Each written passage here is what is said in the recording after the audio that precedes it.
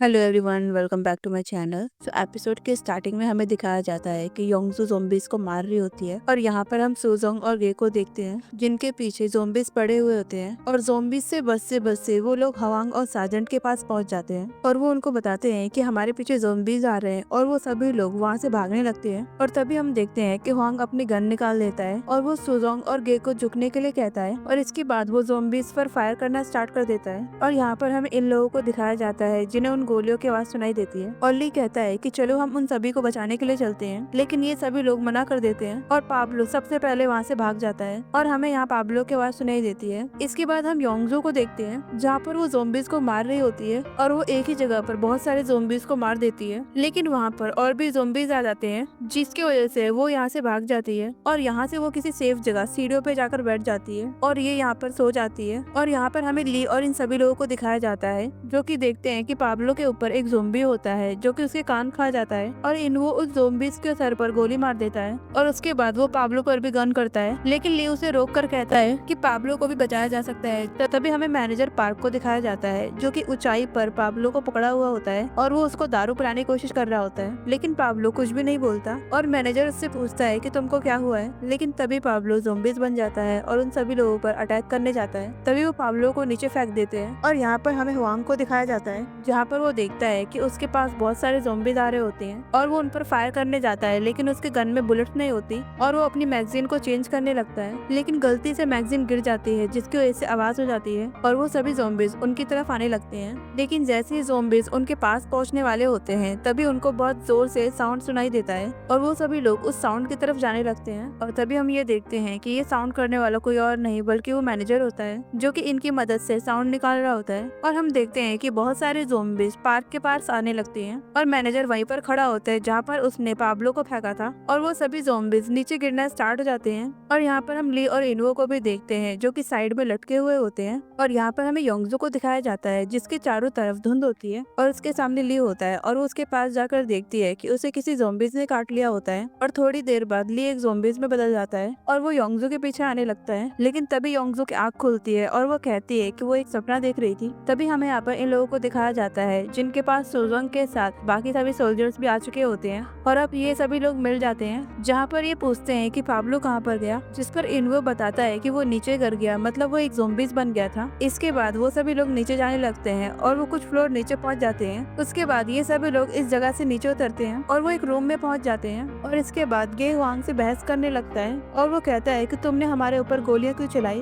और वो कहता है कि तुम्हारी गोलियां सुजोंग के बहुत करीब से निकली हैं और अगर वो मर जाती तो क्या होता, जिस पर हुआंग उल्टा जवाब देता है। इसके बाद साजन यहाँ पर आता है और उन्हें रोकने की कोशिश करता है, लेकिन वो उस पर भी उल्टा बोलने लगता है। वो कहता है कि तुम लोग अभी भी सोल्जर सोल्जर खेल रहे हो जबकि हम सभी लोग मरने वाले हैं और ये दुनिया खत्म होने वाली है। और अब ग्योंग उसको कुछ बोल देता है और हम देखते हैं कि हुआंग उसके ऊपर गन तान कर खड़ा हो जाता है। तभी ली उसे रोकने की कोशिश करता है, लेकिन वो ली के ऊपर भी गन तान देता है। तभी हम सुजोंग को देखते हैं जो कि हुआंग के ऊपर गन तान कर खड़ी हो जाती है और वो उससे कहती है कि अपनी गन नीचे करो। तभी हुआंग उससे कहता है कि मैं तो मजाक कर रहा था, और ये सुनकर सुजोंग अपनी गन को नीचे कर लेती है और मैनेजर उन सभी को लड़ने के लिए मना करता है और वो कहता है कि सबसे पहले हमें यहाँ से निकलना होगा, उसके बाद तुम सभी लोग लड़ लेना। और यहाँ पर मैनेजर उन सभी लोगों को अलग अलग जाने के लिए कहता है और कहता है कि हम सभी लोग अलग अलग जाकर रास्ता ढूंढेंगे। इसके बाद वो सभी लोग दो दो के ग्रुप में अलग अलग चले जाते हैं। इसके बाद हम योंगजो को देखते हैं जो कि ज़ोंबीज से बचते बचते एक जगह पर पहुंच जाती है जहाँ पर बहुत सारे लोग होते हैं और यहाँ पर ये सिंगर भी होता है जो कि गिटार लेकर बैठा होता है और यहाँ पर सुजोंग इस सिंगर को जानती है। और यहाँ पर हमें इन सभी सोल्जर्स को दिखाया जाता है जहाँ पर वो देखते हैं कि लिफ्ट पूरी तरीके से टूट चुकी होती है और यहाँ पर इनवू को कुछ दिखाई देता है और वो सभी लोगों से कहता है कि मुझे कुछ दिखाई दिया है, जल्दी आओ। और वो एक गोंडोला होता है जो कि लोगों को ऊपर नीचे ले जाने के लिए काम आता है और वो उनसे कुछ फ्लोर्स नीचे होता है और यहाँ पर ये सभी लोग एक दूसरे से कहने लगते हैं कि उस पर कौन जाएगा, जिस पर सभी लोग मना कर देते हैं। और इसके बाद हम देखते हैं कि ली उस पर जाने के लिए रेडी हो जाता है और वो एक रस्सी की मदद से उसके नीचे जाने लगता है और हम देखते हैं कि ली उस पर पहुंच जाता है और ली नीचे आकर चारों तरफ देखता है और उसकी आंखों में आंसू आ जाते हैं और वो कुछ सोचने लगता है। दूसरी तरफ हम योंगजो को देखते हैं जहाँ पर ये सिंगर गाना गा रहा होता है और यहाँ पर योंगजो अपने फोन में फोटोज देख रही होती है और वो अपनी और ली की फोटोज देख रही होती है। तभी उसके बीच में उसे एक वीडियो दिखाई देती है जिस पर योंगजो कहती है कि मैंने आज तक ये वीडियो नहीं देखा है। और यहाँ पर हमें ये वीडियो वाला सीन दिखाया जाता है जिसमें ली योंगजो की वीडियो बना रहा होता है और कहता है कि योंगजू क्या तुम मेरा वेट कर लोगी, और अगर तुम मुझसे ब्रेकअप कर लोगी तब भी मैं तुमसे कुछ नहीं कहूँगा। और वो कहता है कि तुम्हारे अलावा मेरे पास कोई नहीं है, और अगर तुम मुझसे दूर भी चले जाओगी फिर भी तुम मेरे पास रहोगी, क्योंकि मेरे लिए जीने की तुम ही वजह हो और तुम ही मेरी दुनिया हो। और यहाँ पर हम योंगजू को देखते हैं जो कि इस वीडियो को देखकर रो रही होती है, और दूसरी तरफ हम ली को देखते हैं जो कि शायद यही सोचकर रो रहा होता है। और इसके बाद ली उस मशीन को स्टार्ट कर देता है और वो उस मशीन को ऊपर की तरफ ले जाने लगता है। और यहाँ पर हमें योंगजू को दिखाया जाता है जो कि यहाँ से अपने लिए कुछ सामान लेती है। और इसके बाद हम योंगजू को इस इलेक्ट्रिकल साइकिल पर देखते हैं और वो उन सभी लोगों से कहती है कि अपना ख्याल रखना, और वो सभी लोग भी ऐसे ही कहते हैं और वो यहाँ से निकल जाती है। और दूसरी तरफ हम इन सभी सोल्जर्स को देखते हैं जो कि मशीन की मदद से नीचे के फ्लोर पर जा रहे होते हैं। और यहाँ पर हम इन्वो को भी देखते हैं जो कि पार का पैर पकड़कर खड़ा होता है,